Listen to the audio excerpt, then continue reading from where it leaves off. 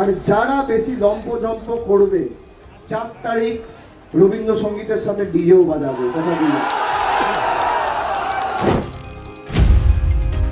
জয় শ্রীরাম আর জয় বাংলার মাঝখানে ভাসবেন না। এবার ইস্পার উস্পার দেখে ছাড়বো, সুদে আসলে জবাব দেবো, কথা দিয়ে যাচ্ছে, আমার প্রতিশ্রুতি।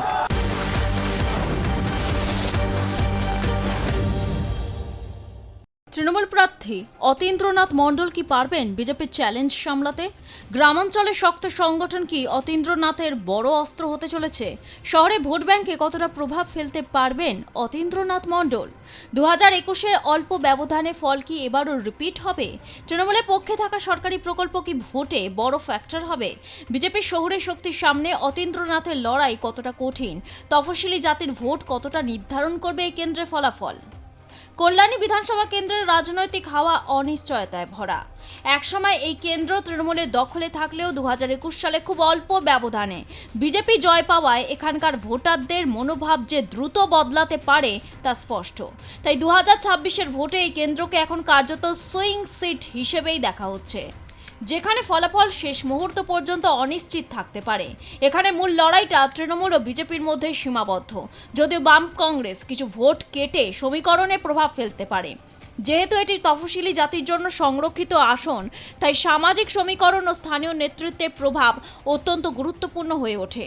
শহরাঞ্চলে উন্নয়ন, নাগরিক পরিষেবা ও অবকাঠামো বড় ইস্যু হলেও গ্রামাঞ্চলে সরকারি প্রকল্প, রেশন ও আবাসের মতো বিষয়গুলো ভোটারদের মন গঠনে বড় ভূমিকা নিচ্ছে। কল্যাণী বিধানসভা কেন্দ্র 2026-এর ভোটে সিপিএম প্রার্থী সবুজ দাস, তৃণমূল প্রার্থী অতীন্দ্রনাথ মণ্ডল, বিজেপির অনুপম বিশ্বাস, কংগ্রেস প্রার্থী অসীম আনন্দ মজুমদার। বর্তমান পরিস্থিতিতে শহর এলাকায় বিজেপির কিছুটা প্রভাব থাকলেও গ্রামাঞ্চল এবং সংগঠনের দিক থেকে তৃণমূল এখনও শক্ত অবস্থানে রয়েছে। ফলে দু দলের মধ্যে লড়াই কার্যত হাড্ডাহাড্ডি পর্যায়ে পৌঁছেছে। কল্যাণী বিধানসভা কেন্দ্রের তৃণমূল প্রার্থী অতীন্দ্রনাথ মণ্ডল কতটা লড়াই দিতে পারবেন সেটা নির্ভর করছে মূলত সংগঠন, ব্যক্তিগত ইমেজ এবং গ্রাউন্ড কানেকশনের উপর। তবে সামগ্রিকভাবে বলা যায় তিনি খুবই হাড্ডাহাড্ডি ফাইট দেওয়ার মতো অবস্থানে আছেন। এই কেন্দ্রে বিশেষ করে গ্রামাঞ্চলে তৃণমূলের সংগঠনগত ভিত এখনও শক্তিশালী। সেই জায়গায় অতীন্দ্রনাথ মণ্ডলের মতো প্রার্থী যদি স্থানীয় স্তরে সক্রিয় থাকেন এবং মানুষের সঙ্গে সরাসরি যোগাযোগ বজায় রাখতে পারেন, তাহলে তিনি সহজেই বড় লড়াই গড়ে তুলতে পারবেন। তৃণমূলের ভোট ব্যাংক, বিশেষ করে তফসিলি জাতি ভোট ও সরকারি প্রকল্পের সুবিধাভোগীরা এখানে বড় ফ্যাক্টর, যা তার পক্ষে যেতে পারে। অন্যদিকে বিজেপির শহর ভিত্তিক ভোট এবং 2021-এর জয়ের মনোবল এখনও তাদের শক্তি। সেই জায়গায় দাঁড়িয়ে কল্যাণীতে ঘাসফুল ফোটাতে মরিয়া শাসক দল। তাই তৃণমূল প্রার্থী অতীন্দ্রনাথ মণ্ডলের সমর্থনে প্রচারে দেখা যায় তৃণমূল সেকেন্ড ইন কমান্ড অভিষেক বন্দ্যোপাধ্যায়কে। অতন্য প্রহরীর মতো কাজ করবেন, মানুষ শান্তিপূর্ণভাবে ভোট দেবে। আর যারা বেশি লম্পজম্প করবে 4 তারিখ রবীন্দ্রসঙ্গীতের সাথে ডিজেও বাজাবে, কথা দিলাম। আর এমন ডিজে বাজবে কান ঝালাপালা হয়ে যাবে, সতর্ক করে দিয়ে গেলাম। যারা বাংলার মানুষের উপর অত্যাচার করেছো, মমতা বন্দ্যোপাধ্যায়ের উদারতা মমতা ব্যানার্জি ক্ষমা করেছে। এবার ইস্পার উস্পার দেখে ছাড়বো, সুদে আসলে জবাব দেবো, কথা দিয়ে যাচ্ছে, আমার প্রতিশ্রুতি। কোথায় ইচ্ছা মতো লাইনে দাঁড় করিয়ে দিয়েছো, ইচ্ছা মতো বাংলাদেশি বলেছো, আমরা বাংলায় কথা বললে আমাদের জেলে ঢুকিয়ে দেওয়া হচ্ছে। আপনি ভাবতে পারেন বাংলা বলছে, বাংলা বলে কোনো ভাষা নেই। সৌমিত্র খা, অমিত শাহ বলছি, অমর শাখা, এটা কি ভাষায় কথা বলে? কি ভাষায় কথা বলে?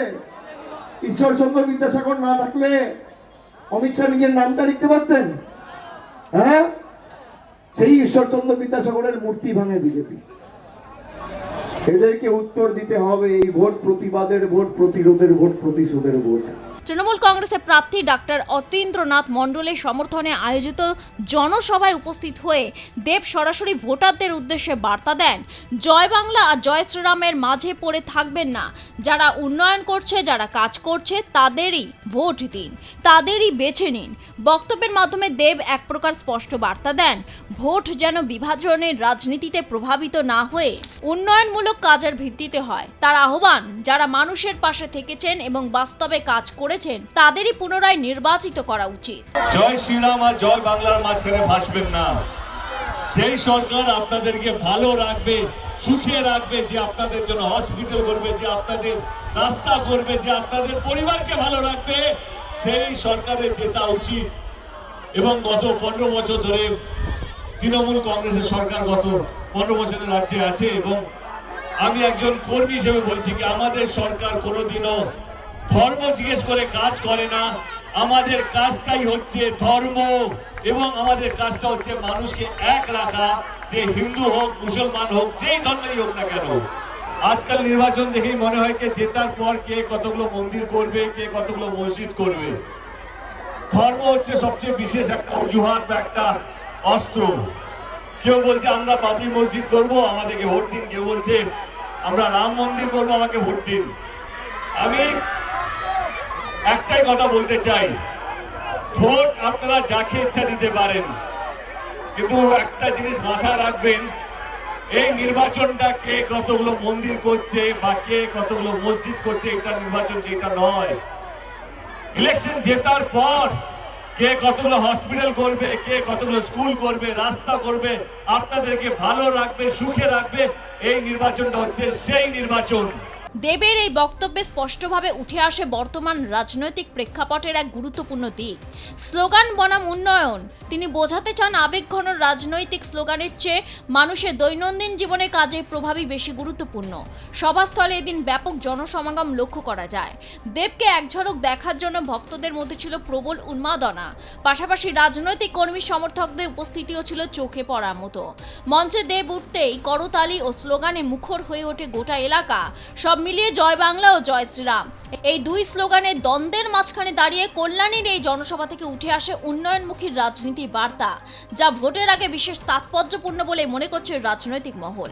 গ্রামাঞ্চলে এখনো তৃণমূলের সংগঠন অনেক বেশি মজবুত এবং সরকারি প্রকল্পের প্রভাবও ভোটারদের মধ্যে কাজ করছে।